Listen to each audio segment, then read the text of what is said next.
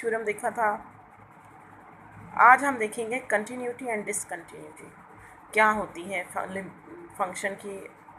तो सबसे पहले हम देखते हैं कंटिन्यूस एंड डिसकंटिन्यूस फंक्शन। तो इसके लिए सबसे पहले हमारे पास आएगा कंटिन्यूस फंक्शन। कंटिन्यूस फंक्शन अपने नाम की तरह ही कंटिन्यूस होता है। इस फंक्शन में अब फंक्शन जो है वो कंटिन्यूस कब कहलाएगा, when it have no gaps on any value of x. ठीक है, जब हम x को कोई भी वैल्यू देंगे ना तो वो हमें उस पर आंसर देगा। जो अब हमने डोमेन और रेंज पढ़ा था, तो जो भी हम डोमेन देंगे इनपुट उसका हम देंगे, आउटपुट हमारे पास आएगा। And we get all corresponding values of the function as a continuous curve. It has no gaps, no jumps, no breaks. और ये क्या बनेगा, लाइंस। अगर स्ट्रेट लाइन इक्वेशन है यानी लीनियर इक्वेशन है तो वो स्ट्रेट लाइन बनेगी। अगर क्यूबिक या क्वाड्रेटिक इक्वेशन है तो कर्व्स आएंगे। और वो ऐसी इक्वेशंस होंगी कि उनमें आप जो भी नंबर पुट करेंगे आपका आंसर आएगा। आप देख रहे हैं यहाँ पे दो कर्व्स बनाए हुए हैं, मैंने ग्राफ्स बनाए हुए हैं। ये भी कंटिन्यू है, यहाँ से स्टार्ट है और ये कंटिन्यू है, कहीं पे भी ब्रेक नहीं हो रहा, स्प्लिट नहीं हो रहा। ये भी इसी तरह, कोई जंप नहीं है, कोई ब्रेक नहीं, स्मूथ कर्व है। ये इन कंटिन्यूस फंक्शन की जब आप ग्राफ ड्रॉ करते हैं ना तो आप बस पेंसिल को एक बार शुरू करते हैं और एंड पे आके ख़त्म करते हैं। इसमें आपको पेंसिल को उठाना नहीं पड़ता आपने। इसी तरह आ जाता है discontinuous function. Some functions have gaps, certain numbers are not part of the domain. तब ऐसा फंक्शन जिसमें हम डोमेन पुट करें तो हमारे पास उसकी रेंज एग्जिस्ट ना करे। जैसे आयोटा वाले फंक्शंस हैं, इमेजिनरी हैं, वो ग्राफ पे नहीं आते हैं ना। ये जो ग्राफ्स होते हैं या जो भी बात कर रहे हैं रियल नंबर्स की कर रहे हैं।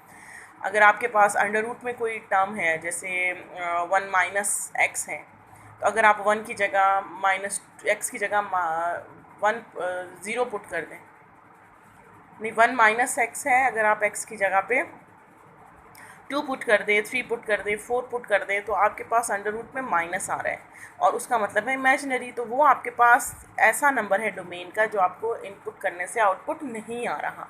तो इस तरह के जो फंक्शंस होते हैं वो डिसकंटिन्यूस होते हैं। आप देख लें इनके ग्राफ्स फिर इस तरह बनते हैं।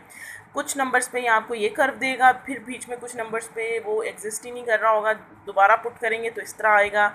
ये भी ब्रेक्स आ रहे हैं, जंप्स आ रहे हैं। तो इस तरह के जिन फंक्शंस के ग्राफ बनते हैं या कुछ ऐसी वैल्यूज़ जो हम एक्स को पुट कर दें और हमारे पास उसकी रेंज ना आए, तो वो हमारे पास डिसकंटिन्यूस फंक्शंस कहलाते हैं।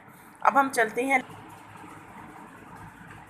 जी गर्ल्स। तो अब हमारे पास है left hand limit and right hand limit. Left hand limit क्या है, a function is said to be have left hand limit L as x approaches और tends to A from left side। आप इस ग्राफ में देखें, ये आपने जो बनाया है ये O ओरिजिन है, ये x एक्सिस है, वो y एक्सिस है।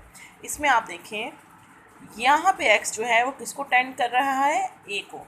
आपको पता है लिमिट में हम कहते हैं x अप्रोचेस टू A। इसका ये मतलब है कि not exactly A approaches to A, यानी वो A से ज़रा सा पीछे है।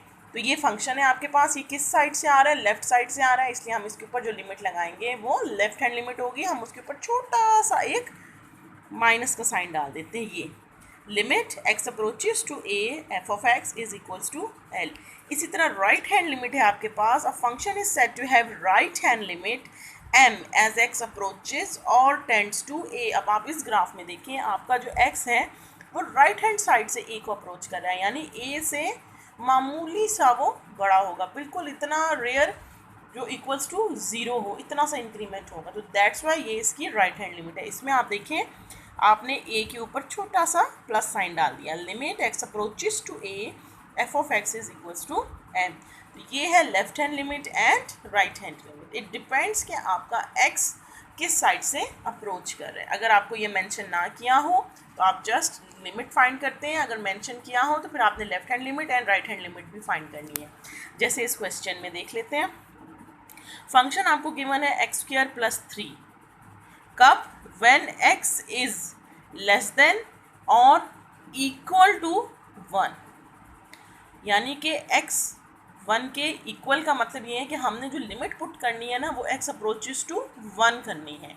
अब यहाँ पे वो कह रहे हैं x इज लेस देन 1, यानी x जो है वो 1 को लेफ्ट हैंड साइड से अप्रोच कर रहे हैं, और इसका मतलब है कि x जो है 1 को राइट हैंड साइड से अप्रोच कर रहा है, ये लेफ़्ट से कर रहा है और ये राइट से कर रहा है। तो आपने जब लेफ़्ट की तरफ से लिमिट लेनी है तो आपने ये फंक्शन पुट करना है x² + 3 वाला। ये देखिए लेफ्ट हैंड साइड से लिमिट अप्रोच कर रही है, 1 के ऊपर छोटा सा माइनस का साइन डाल दिया, x जगह 1 पुट किया और ये आपकी लेफ्ट हैंड लिमिट आ गई। इसी तरह जब हम राइट हैंड लिमिट की बात कर रहे हैं तो आपका जो x है वो 1 को राइट साइड से अप्रोच कर रहा है, इसलिए पॉजिटिव है, तो ये इसकी लिमिट आ गई।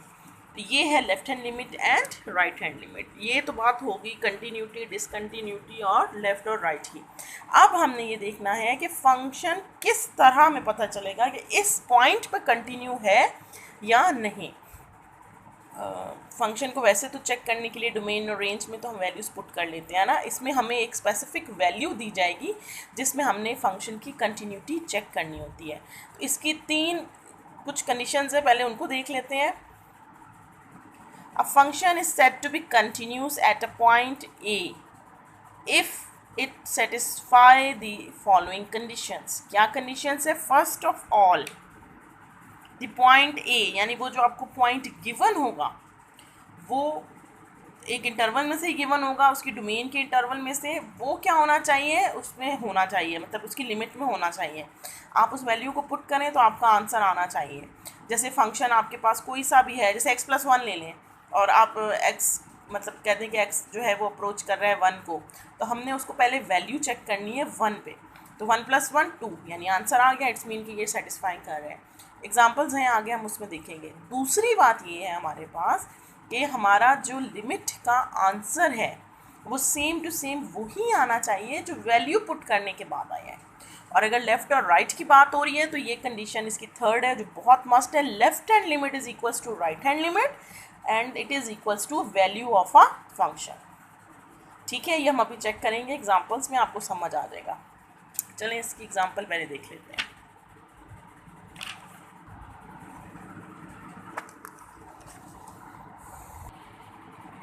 जी स्टूडेंट्स, आप देखिए आपके पास क्वेश्चन है f(x), 2 फंक्शंस हैं 1 + x एंड 5 - x।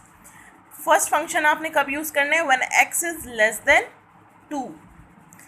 और ये वाला फंक्शन कब चेक करना है? When x is greater than 2 and equal to 2। ये पॉइंट बहुत ज़रूरी है, इसको गौर से सुनिएगा। साथ ही उन्होंने आपको दे दिया है x इज़ इक्वल्स टू 2। 3 बातें हैं इसमें हमने चेक करनी। सबसे पहले हम इसकी लेफ्ट हैंड लिमिट चेक कर लेते हैं।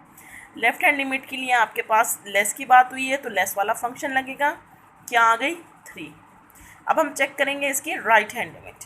ये नेक्स्ट फंक्शन अप्लाई करेंगे, वो भी हमारे पास क्या आ गया? 3।